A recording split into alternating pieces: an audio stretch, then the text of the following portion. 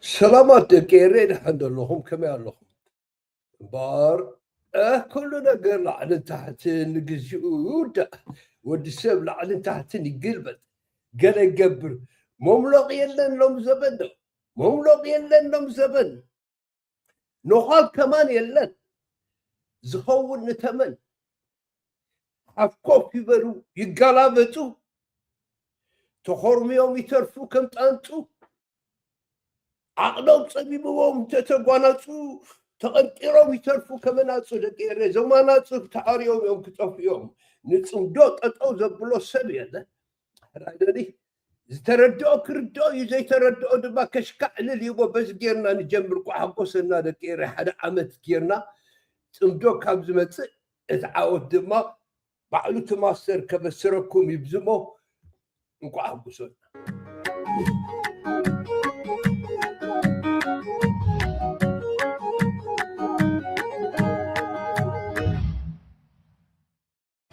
ريتارني إيش هالربي خطي أبدا مكتوب دقيري سئلي أبصم دوك تسنحيو أبصم دوك تسميدو دما سئلي يموت صغير أنا قريل لابسي لعل تحتني بلو شميتهم قرب سلدي جيرو مخونو خونو 10 شيء أبسي رايدوني أنا عايقين سنكفن السبيل إرترا حزبي كراخل اللي صندوق كراخل اللي من قستي إرترا خالخل اللي كير حليفنا إنا سراح عندنا سراح مو رايدوني دهر الصباح دما صباح انتا انترفيو لنا مسحالنا يبرقينا حمدو زنبر سب من الباتو تعزيبو كل نقر عمانا كمت خون كنقبرينا وتخاطاتو لنا دهر الصباح دما مستناي بتصاي ناي صندو تتصامداي رايلولي مسو دما كنا عللينا مالتي مني زي ود طبابها انكو دحاب سلام ابصح النفس نزي زمرسو سبيل تتكير عشاسة راح يمس الزرامة صمو نخيدنا حندغني خماتا لومي صندوق مبل حد عموتينا تراخيبنا زلنا غزي انتهالو أبي أحمد لك صباح وقغ جمريو نابوري تصوارين قساقسالو زبهالو لزنبرا غزي مالتي أنا ما وقع يلني لصحيفة بوستر استنقعه لي انه عمت ابزوش تعمز تعمن تفتاتنا كله جنبارات صبصاب نو مستيراوي سندات صمدو يزبل من قسقاساتنا يصمدو خبينا بي كاب كلهم توكلت زبطاتن جنباراتن زمص صبصابي معلت فلينا اجامرا صمدون تساتفو سراويتن حزبن كما يمثل نيرو عوشت عمت كنت افرينا زبلون كمدلاينتو قنيلنا خنقربوينا اتمن قسقاس بازيو طنقو اغبابينا جميرنا ذكرن ستالين نتا مسمر اب مرب زلا زي سغراني منالوات صباح نغو عل بريتوريا تطحيسو ستالين قيح مسمر حليفو بزبل طغنه نحزب تግራይ ጸገም ከም ጻአሉ ይደለኔ ስለዚህ አጽናሐለይ ህዝብ ያደልሉ ሰላም መስረኸበ በዛ ሐሊፈ ስድራይ ክሪኤ ዝበለን ዝክር ስታሊን ፍጹም ዘኽብሮ ጋዜጠኛን ረዚን ሰበን ሐላፍነቱ ዝፈልጥ መሳርሕት ኮይኑ عمت مملأتا أب السلامة من قصاص عقداس كنفت من كور صمدو بمخانو أجر ما قداي كما سكنا دلي زد experience بخبري مسقال أنا نبصح مستاني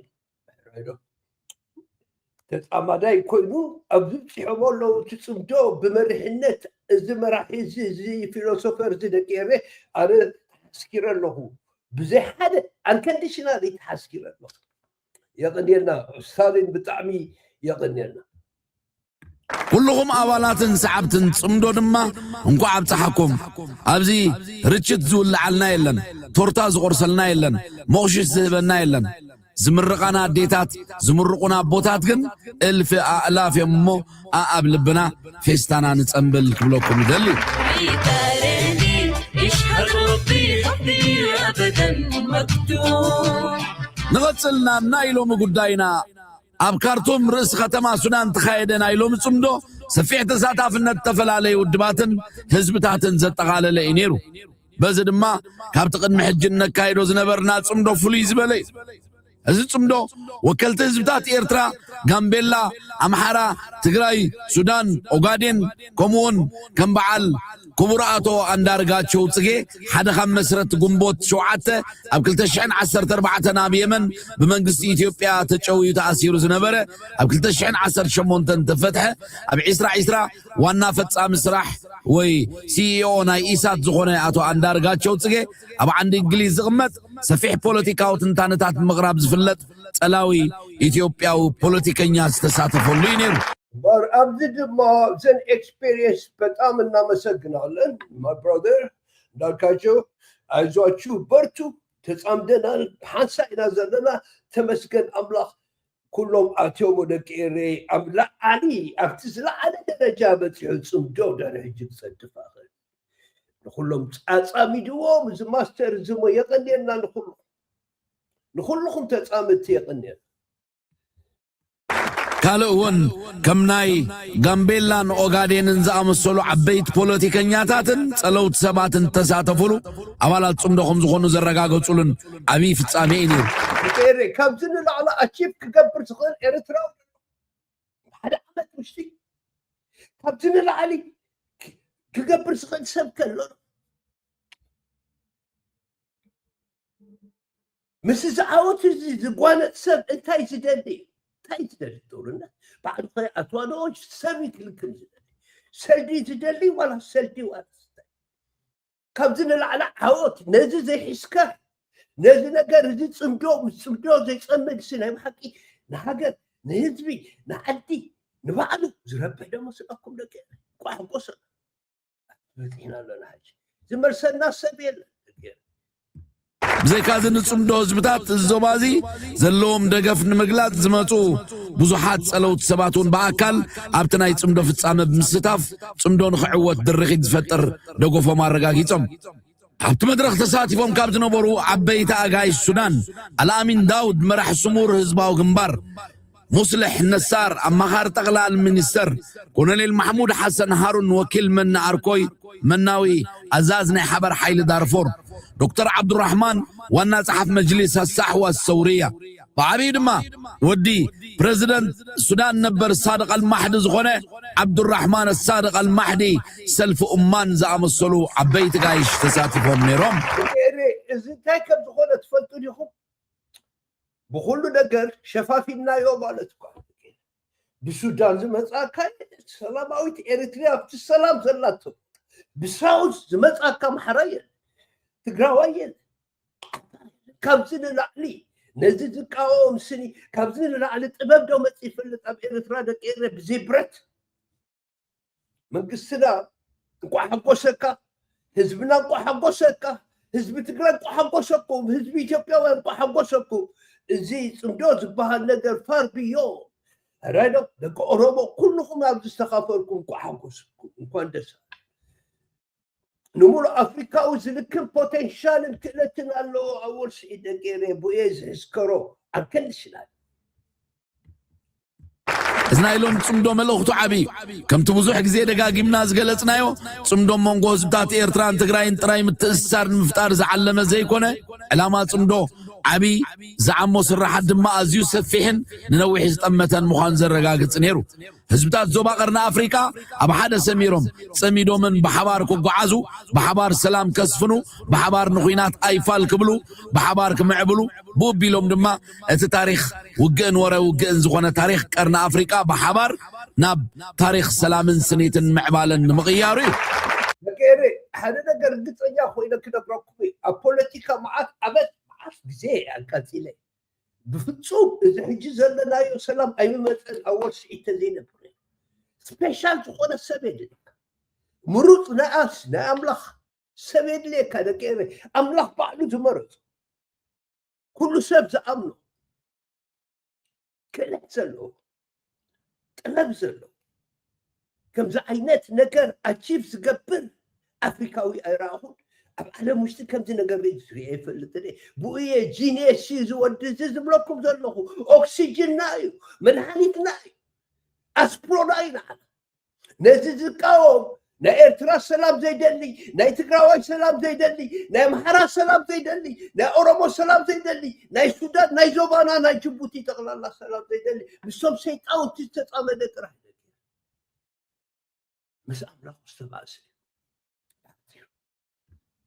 ስለዚ ንቀጥል ጥራሕ ይቀኒርና ቀርና አፍሪካ አርማ አብነትን ሰላም ምስኮነ ድማ ደህሪውን ህዝብታት መላእ ጎደቦናን መላእ አፍሪካን አብ ጽምዶ ዝዓስሉሉ መገድ ዘይናደየሉ ምኽንያት የልቦን ዝብል መልእኽቲ ዘሕለፈውን ነይሩ ክሳብ ሕጂ ዝካየድ ዘሎ ጉዕዞ ጽምዶ አብ ዱልዱል ሓዲድ ረጊጽኹም ዘሎ ዘመስክር ንጥፈታት ክትከታተሉ ጸኒሕኩም ኣለኹም ድሮ ዓመትና አኺሉ እንሆ مغتلتو مبار نخيدنا نصلات سلام من صرور زتحز ندليت سلام دما صبازه ستي اب خارطوم استخايد عبي صمدو قرن افريقيا كريكومي اب زغتل صمدونا بنفاريت يخوني لكم نيره نخيد بنفاريت ناب كتما خارطوم نكحو بوي سراويت سلام حاجات سلام فلمن طاري زوباوي فخري صعبو حيه نركباتلو أباينا دفن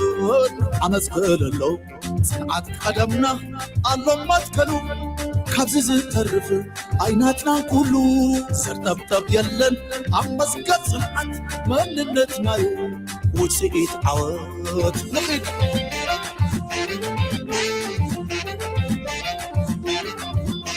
سراوي سلام برهان كاب سلام فوري مطاري نغالو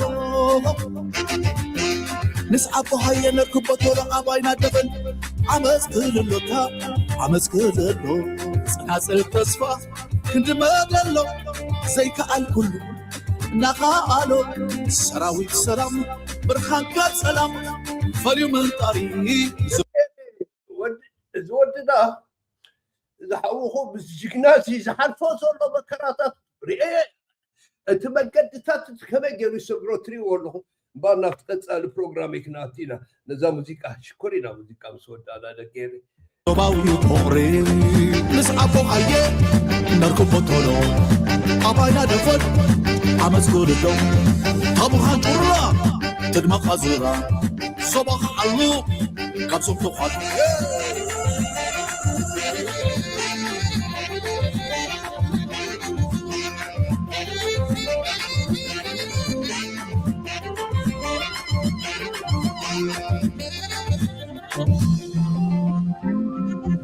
حقوسنا كلها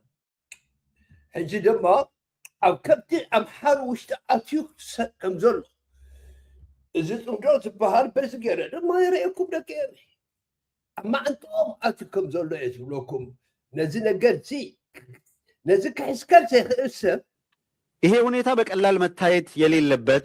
ውስብስብ ነገሮችን ሊያስከትል የሚችል ከባድ ሁኔታ ነው ያለው ባንድ በኩል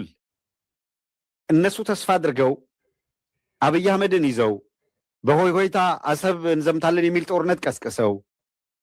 መቀሌ ላይ የራሳቸው መንግስት መስርተው ወዘተረፈ የሚለውን ፖለቲካ ይመታል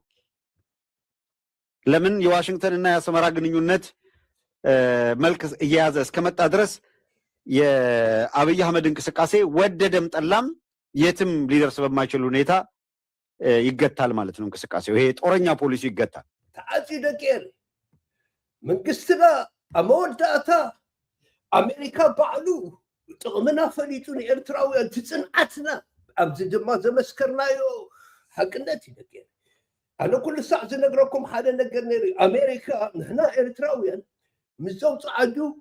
دلا قربتها ولا عندي صعدها تخبر سيطان تنا إثيوبيا بوليتيكا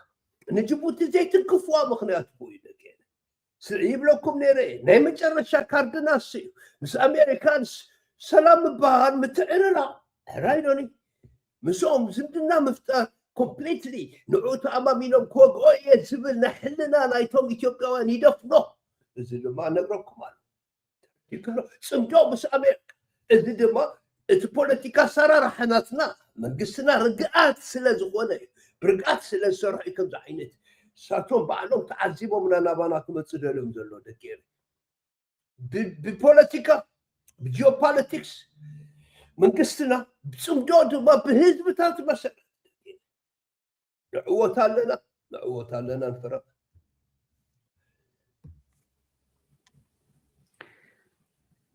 ግንኙነት ማሻሻል ብቻ ሳይሆን ከትግራይና ከአማራ ከሱዳን አካባቢው ላይ ካሉ ኃይሎች ጋርም ወዳጅነት ለመፍጠር እየሄደችበት ያለው ርቀት የአብይ አህመድ አገዛዝ እየሄደበት ያለውን መንገድ ለማክሰም የሚችል ወይም ለመከላከል በበቂ ሁኔታ ራስን ለመከላከል የሚያስችል መሰረት እየጣለላት መሆኑን ይሄንን ለመረዳት የተለየ ፖለቲካ ተንታኝ መሆን የሚጠይቅ አይደለም። ምንም የተለየ ሳይንስም አይደለም። ባሪብሎኩም አሎ ደቂሬ ተጋሩን whatever is مسمحارو ዝገብርዎ ዘለው ርክባት ገለመለ በሓባር ኮንካ ክፅምዶ ከም ዘለካ ዝኢነም ዝፀላእ እዚ ነዚ ምፍላጥ ሳይንቲስት ምዃኑ ወይ ኢንጂነር ምዃኑ ኣድልየካ ክነግረኩም እዩ ክቕፅል እዩ ንኺድ ጥራሕ ደቂረ እዚ ንዓና ጠቓሚ እዩ ድሕሪ ሕጂ ንሓዋሩ ከመይ ጌርና ብሰላም ከም ነበር ምስ ኢትዮጵያውያን ጥራሕ እዩ ዘሻቕነ ንዕኡ ኢና ክንሰርሕ ዘለና እምበር ጽምዶ አውጥህና ትፈረስ አውጥህና ይዝብለኩም ዘሎ ከዚህ በፊት ደጋግመን አንስተነዋል። አብይ ከኤርትራ ተቃዋሚዎችን ይይዟል፣ ከሱዳን የሱዳን ተቃዋሚን ይዟል፣ ከትግራይ የህወሓት ተቃዋሚዎችን ይዟል፣ ከአማራ የተወሰነ ያስከደ በጣት የሚቆጠርም ቢሆን ያስከዳቸውን ፋኖችና ባዴንን ይዟል። ሌላ የለውም። የኤርትራ ህዝብ ከሱ ጋር አይደለም። የትግራይ ህዝብ ከሱ ጋር አይደለም። የአማራ ህዝብ ከሱ ጋር አይደለም። ከህዝብ ከተነጠልክ በኋላ በህዝቡ ቅቡልነት የሌላቸው በከዳተኛ ወይም በባንዳነት የሚታዩ የሆኑ ቡድኖችን በመያዝ አገራቱ ላይ የምትፈልገውን ተጽዕኖ እያደረግክ መቀጠል ትችላለህ ወይ ነው። ዝብለኩም ዘሎ ደቂሬ ነቶም ከዳዓት ጥራሕ ሒዙ ዘሎ አብይ ቶም ከዳዓት ካብ ትግራይ ቶም ከዳዓት ካብ ናይ ኣምሓራ ቶም ከዳዓት ካብ ኦሮሞ በዓሎም ቶም በዓል አብይ ገለመ ንሕና ግን ሒዝናዮ ዘለና እቲ ህዝቢ ህዝቢ ኣምሓራ ህዝቢ ኦሮሞ ህዝቢ ትግራይ ህዝቢ ዓፋር ኤርትራ ህዝቢ ምውላው ኣሎ እዚ እቲ ፅምዶ እቲ ትርጉም ደቂ ኤረይ ስለዚ ዋላ ሓንቲ ክገብሮስ ኣይኽእልን እዩ ኢሉ እዩ ዝኣምን ኣብዚ ደቂ ኤረይ እንታይ እዩ ኣብዚ ርእስቲ እዚ ፅምዶሲ ኣመንኩም ኣመንኩም ክስዕር እዩ ብዝብል እዩ ተፃሚዱ መፅኡ ዘሎ ዝወድሲ ኣብኡ ይብፅሕና ዘሎ ኣብ ወርሲዒ ደቂ ኤረይ ፖስብል ይሄንን ማድረግ አይቻልም ነው ነገርየው። አይቻልም። በምንም ታምር ይሄንን ማድረግ እንደማይቻል ሁኔታዎች የሚያሳዩት። ይሄን ፋክቶቹ ጋር ብቻ እንሂድ። ፋክት ምንድነው የሚፈልገው? አስመራን ማዳከም ይፈልጋል፣ መቀሌን ማዳከም ይፈልጋል፣ ባህር ዳርን ማዳከም ይፈልጋል። ለምን? እነዚህ ሳይዳከሙ 4 ኪሎ ላይ የተያዘው እቅድ አይሳካም የሚል አቋም ስላለ የሆዴድ እቅድ አይሳካም የሚል ግምገማ ስላላት ናታቶም ገምጋም ንኤርትራዊ ክነደኩም ዘይርኪብና ንትግራዋይ ነቲ ሰሜናዊ ዝበሃል ትፈልጥዎ ክፀንሕ ኣይኽእልን ኣፓዎ ነዚ እዩ እምበኣር ዘቢጥዎ ኣብ ወርሲዒ ፅምዶ استراتيجي ኢኻ ትሰብት እቲ ዕላማ ኢኻ ትዘብጦ ለባም ትኾንካ ገጢምዎስ ተርጊሞስ ኣብዚ ፅሕዋ ኣብ ወርሲዒ ነቲ ዕላምኡ ፋሕ ኣቢልዎ እየ ዝብለኩም ዘለኹ ደቂ ነዚ ኣርእስቱ እንድሕር ኢኹሞ እንታይ እዩ ዝብል መስለኩም ንምንታይ ኢና ዘይሪኦ ዘለና ኣደንትኖ እስከ ክሪኦ ክፍትን እየ ከሪኦኩም ክፍትን እየ ደቂ سي اوكي كم سالكم يا دحال نخيل مو نخيل ترى አቅጣጫ ስላለ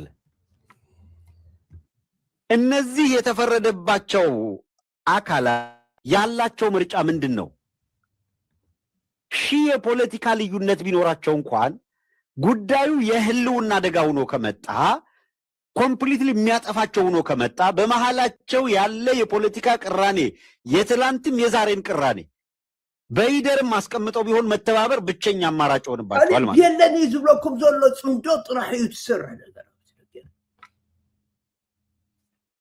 ሕጂ ትግራዋይ ምስ ኤርትራዊ ክባስ ኣምሓራይ ምስ ኤርትራዊ ኣምሓራይ ምስ ትግራዋይ እንዳተወደእ ኹሉ حمد اندا تقاول كله صمدو طرح يزواطانا بلكم الله انت ارستو دما دقيري انت يزبل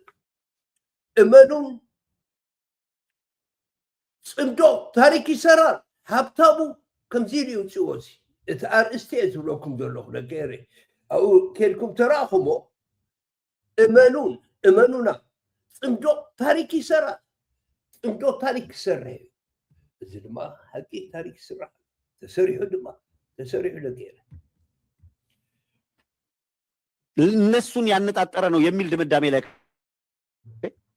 አልተደረሰም። መተው ተደርሶ ከኤርትራ ጋር ያላትን ግንኙነት ለማጠናከር ያሳየችውን ፍላጎት አስመራ የሰጠችው ምላሽ ወይም የኢሳያስ መንግስት ለዋሽንግተን የሰጠው ምላሽ ቀና ምላሽ ነው። የትብብር ፍላጎት ያለ ስለመሆኑ ፍላጎት ማሳየት ነው። ይሄ ነው የተንጸባረቀ ያለው። In the meantime, አሜሪካ ጋር ያላትን ያሻሻለች ከትግራይና ከአማራ ጋር የነበራትን ግንኙነት ሳታሻሽል መቀጠል ነው ወይ ያለባት? ከሱዳን ጋር ያላትን ግንኙነት ሳታሻሽል ነው ወይ መቀጠል ያለባት? ኣብዚ ዝሓትት ዘሎ ምስ ኣሜሪካ ኣፍሪሕዎም ኣሎ ደቂር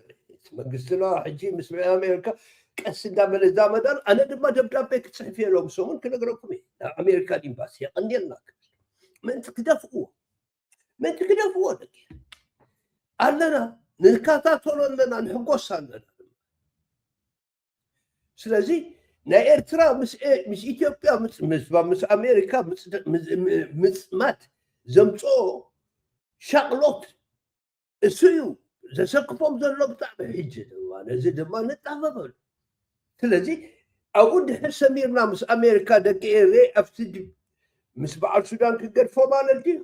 ምስ ተጋሩ ክንገድፎ ማለት ድዩ? ምስ ኣምሓሩ ክንገድፎ ማለት ድዩ እዩ ዝብል ዘሎ እዚ ኖ ምሳሌ ኣሜሪካ ሕጂ መፅኡ ከሰማምዖ ምኽእል ቹን ንናትና ፕሬዚደንት ኣራዶ ንሕና ግን መንግስቲ ብመንግስቲ ክንገብር ንኽእል ኣብኡ ተተበፅሐ እየ ዝብለኩም ገና እዩ ዝነገር ሕጂኦም ጀሚሮሞ ገና ኣይተወልደን ብኡ እየ ዘምፃእኩም ዘለኹ ስኡለ ሓፍሓፍ ክብል ስለዘይደሊ ቀሲልና ኢና እሱ እውን ፕሮሰስ እዩ ቀሲሉ ዝኸይድ ነገር ኣብኡ ተተበፂሑ ግን ከተዕርቆም ክፍትኒ ንርእሱ ክብል ሰላም ደልዩ ቦታት ሽዑ መንግስቲ ኤርትራ ምስ ኣብይ ኮፍ ክብል እዩ እንተሎ ኣብይ እንተሎ ነተጋሩ ክጠልቦ ማኾነን ኮንዲሽን ከቕምጥ ኣለዎ ነምሓሩ ክጠልም የብሉን ምስኣቶም ሰላም ከም ዝደሊ ትፅምዶ እዚ ተብቀፃሊ ከም ዝኾነ ግን ኣረጋጊፁ ይኣቱ ማለት እዩ። እዚ ፖለቲካ ማለት አሁን በአንድ በኩል ምን ይዘው መጥተዋል መሰላችሁ? አሜሪካ ከአስመራ ጋር ያላት ግንኙነት እንዲሻሻል ከተደረገና የአስመራና የአሜሪካ ግንኙነት ወደ ጤናማ ግንኙነት ከመጣ አንድ አስገዳጅ ነገር ይፈጠራል። ምን የሚል አብይ አህመድና ኢሳያስ መካከል መግባባት እንዲፈጠር አሜሪካ ሚና ትጫወታለች የሚል ለምን የቀጠናው ላይ መረጋጋት እንዲመጣ ይሄ ትንተና አለ። አንድ መልክ ያለው በአስመራ በኩል እስካሁን ድረስ ያለው ያልተናወጠ አቋም የአብይ አገዛዝ በስልጣን ላይ እስካለ ድረስ ለኢትዮጵያም ለኤርትራም ለሱዳንም ለየትኛውም ጎረቤት ሀገራትም መከራ ነው። በአርሓዙ ነገር ፍሉጥ ኣሜሪካ ክትተዓርቆም ክትፍትን እያ ዝብል ገለታት ገምጋም ክህልወና ክእል እዩ። ኣኾነ እንዲ ብካልእ ነገር እቲ ምስቶም ካልኦት ህዝብታት ዝገበርናዮ እሞሲ ሽዑ ስኒ እንታይ እዮም ክገብሩ ኤርትራውያን ዝበሃሉ ጥርጣረታት ከም ዘሎ ንዕዘቦ ኣለና ማለት እዩ። ካብዚ ዝዝብሎ ዘሎ ኣብ ሹር ኣምሓርኛ እውን ይርዳእኩም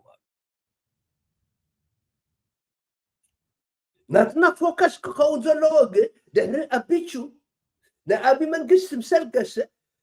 ንዘለዓለም ዝኸውን ስትራቴጂ ምስ ኢትዮጵያ ንስምማር ጥራሕ እዚ ጥራሕ ዘዋፅአና ካልእ ኣዋፅአና ንቐፅል ጥራሕ ደቂረ ብጣዕሚ ደስ ዝብል ዲስካሽን በትግራይ ያሉ ኃይሎች ሄድ መጣ የአጥር ላይ መንጠልጠል አንዳንድ ጊዜ እንደተጠበቀ ሆኖ ምናያቸው አሁን በተወሰነ ደረጃ ፈርማ አቋም እየሆነ የመጣ ይመስላል። አይ የአብይ አህመድ አገዛዝ በስልጣን ላይ እስካለ ድረስ በጣም ከባድና ፈታኝ ነገር ነው። ከዚህ አካል ጋር የሚደረግ ማንቀሳቀስ ለውጤት የሚበቃ አይደለም። የሚሻለው ጥፋት የታወጀበት አካል ጋር ተባብሮ አስተማማኝ ለውጥ እንዲመጣ ማድረግ ነው። ያ ለውጥ ነቀል ይሆናል ላይ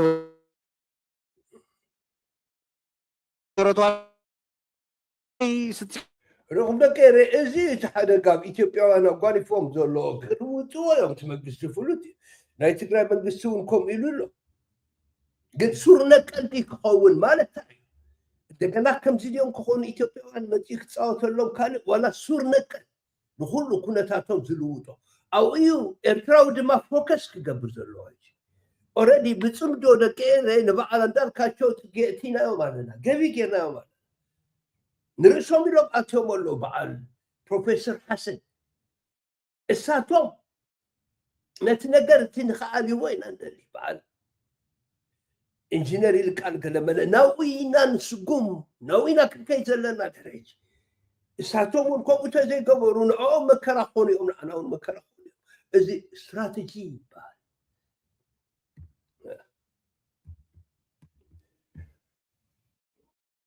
يا دقيقة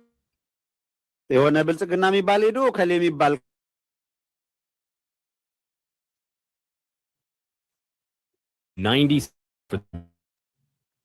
ባደቀሬ ካብቲ ዝተሸኸል ካሉ ተሓሳስባክ ክትወፅእ ኣለካ ኩነታትን ክትልውጦ ካብቲ ዘመናት ሸኺሉካ ዝነበረ ተሓሳስባ ኢትዮጵያ ባሕሪ ዶ እሱ ባዕሉታት እዩ ዛረቦ ካብኡ ክትወፅእ ኣለካ ሙሉ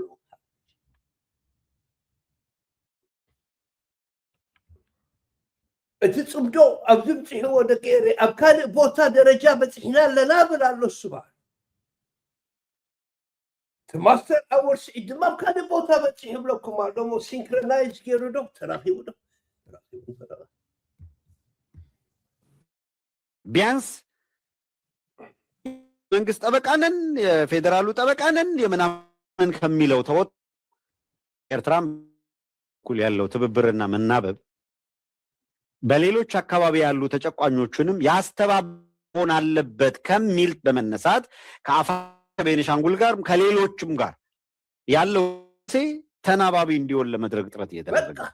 ኩሉ ሰብ ተናቢቡ ክንርህ ንኽራኸብ ፀረት ይግበራሉ ካብ ኤርትራውያን ጀሚሩ ብለኩም ኣለ ምስ ተጋሩ ቤኒሻንጉል ምስ ዓፋር ይኹን ከ ኣወል ስዒ ድማ ብፕራክቲስ ብሓደ ዓመት ውሽጢ ነዚታት ኣኮምፕሊሽ ወዲእዎ ነዚታት ኣብ ኣቶም ውሽጢ ሓንጎል ኣትዩ ደቀሬ እቲ ባሕሪ ዝብሉና ዝነበሩ እሲ ተዓወትና ንዓና ኣብ ሓደ ዓመት ውሽጢ ስምዑ በሉ ዝድማ የዚህ ውጤት ኢትዮጵያን በማጽናት ዴሞክራሲያዊ ስርዓት በመዘ ካለንበት የብሔሩ ጥንቅጥ በሚያወጣ መንገድ እንዲቃኝ ማድረግ ጠቃሚ ነው። ወጥ ንግግር ስለመኖሩ አሁንም እስካሁን ድረስ ተጨባጭ ነገር የለም። ግን ኢንፎርማል የሆነ የተናባቢነት ኢንፎርማል የሆነ ውይይት ንግግር መኖሩን የሚያመላክቱ ሁኔታዎች አሉ። አለውን ፈረቃ ነበር አምሐሩን ኤርትራውያንን ተጋሩን ኩሎም ተኣኪቦም ይዘራረቡ ከም ዘለው ደገሬ ብነብር ንሪኦ ኮለና ምልክታት ኣለው ኢሉ ዝድግፎ ዘሎ ነቲ ፅምዶ ኣብ ወርሲ ድማ ኣብዚ ሕጂ ምፅዎ ዘሎ ቪድዮታት የርእየና ካብ ዝለዓለ ዓወት ዘሎ እዚህ ልክ የቲፒኤልኤፍ ሂዶ መጨረሻ ላይ ውሳኔ ወስኖ ለጀነራል ታደሰ ወረደ ደብዳቤ ጻፈለት አይደል? በቃ ጀስት ከዛሬ ጀምሮ ከዚህ ቀን ጀምሮ ስልጣን የለህም፣ የምታደርጋቸው ማናቸውም እንቅስቃሴዎችም ህጋዊ ተቀባይነት የሌላቸው ናቸው። ኣብ ትግራይ ዘሎ ነገራት ከም ዝትሪእዎ ዘለኹም ንግዚኡ ገዲፈ ኣለኹ ምክንያቱም ደኢታ ይግበር ስለ ግን ኣሎ ንታደሰ ወረደ ሲ ደብዳቤ ጽሒፎም እዮም ወያነ በቃ አልግስ ኢሎም ሞሲ ከም ስርዓት እግሮም ረጊፆም ጠጠው ኢሎም ኣለው እዚ ፖዚሽን እዚ ኣብዚ መስርዕ እዚ ይብል ኣሎ ከም ዝትሪእዎ ዘለኹም ተጋሩ ምሳን ኣለዉ ተሓፋሽ ምሳን ኣሎ ኣብቲ ፖለቲካኦም ዘሎ ነገራት ንዓይ ብዙሕ ዘገድሰኒ ይኮነ ታደሰ ወረደ ከይድሎ ናብ አዲስ አበባ ይኸይድ ህዝቢ ትግራይ ምሳና አለው ወይ ምሳና አለው ንሕና ምሶማል ነዚታ ድማ የሞግሶሎ ዝላዕልን ታሕትን ገዲፍካስ ቁርጥ ዝበለ ነገር ምግባር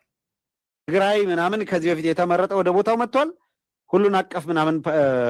አመራር መመረጥ አለበት ቁርጥ ያለ ነገር ላይ መጡ እስካሁን ባኬን ፎርስ ስለነበረ ማለት ኢትዮጵያ ውስጥ ሊመጣ የሚገባው የፖለቲካ ለውጥ እንዲህ ያለ መልክ ሊይዝ ይገባል ወደሚል ደግሞ መደማደሚያ ላይ ለመድረስ የሚያስችል አንድ ስቴፕ ሌላ ኔጎሽዬሽን አንድ ስቴፕ ሌላ ንግግር አንድ ስቴፕ ሌላ ውይይት ያስፈልጋል የሚል ለደቂር ህጂ ኢትዮጵያውያን ድሕርኮም ኮይኖም ሁሉ ጸዳኢ ናውዚ እንድሕር ኢሎም ተጋሩ ሓደ ተሪፍዎም ዘሎ ብድሕሪኡ እንተጋሩ ዘዋፅኦም ብዲሞክራሲ ምንባር 5% ናይ ህዝቢ ኢትዮጵያ አብሊልካ ክንበር ስለዘይካ ተፈቲኑን ስለዝኾነ ስለዚህ ተጋሩ ሕጂ ዓብፃቕቲ ገይሮም ዲሞክራሲ ከምፅኡ እዮም ኣብ ኢትዮጵያ ለገይረ of course በዓል ኣብይ ክፍለዮም ዝደልዩ መፈላለይቲ ተጋሩ ንክግንፀሉ ብጣዕሚ እዮም ዝፅዕሩ ዘሎ በዓል ኣብይ ናይ ተጋሩ ምርጫ ምስ ኢትዮጵያ ምፅናሕ ተኮይኑ ግን ተረዲኩም ዶ ናብ ዲሞክራሲ ጥራሕ ሓያል ዲሞክራሲ ማዕረነቶም ንኽረጋግፁ ካብቲ ተሞክሮም ሲኻ ትጥብቅ ንሕና ኤርትራውያን ድማ እቲ ኣብ ኢትዮጵያ ዝመፅእ ዘሎ መንግስቲ ምሳና ከመይ ገይሩ ተሰማሚዑ ተፈራሪሙ ይሰርሕ ሕጂ እዚ እቲ ስትራቴጂ እቲ ካልኣይ ክንጥምቶ ዘለና ኩላትና ማለት ደቂረ ልምነት የአማራ ፋኖ አፋብን ከአዲስ አበባ አንጻር የሚከተለው አጀንዳ ወይም ፖሊሲ ምንድነው እሱ እንዴት መቃኘት አለበት አመራር ማለት የስቃሴ የሚለው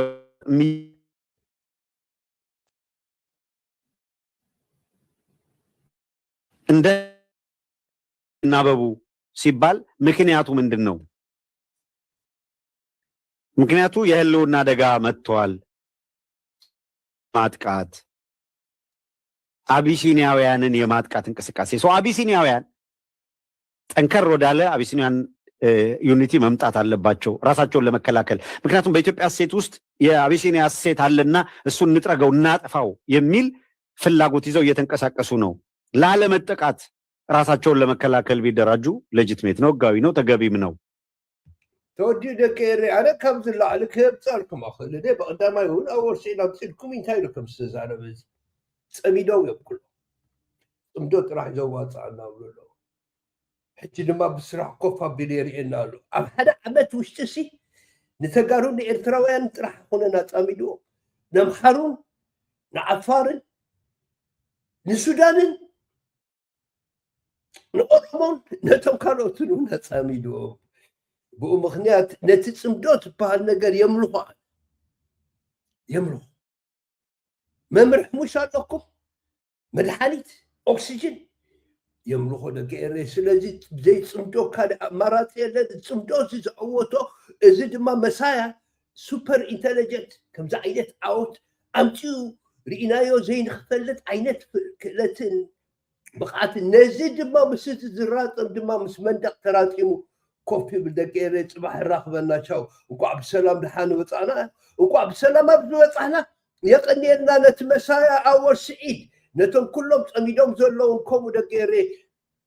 ሕጂ ንቅድሚት ጥራሕ ቻው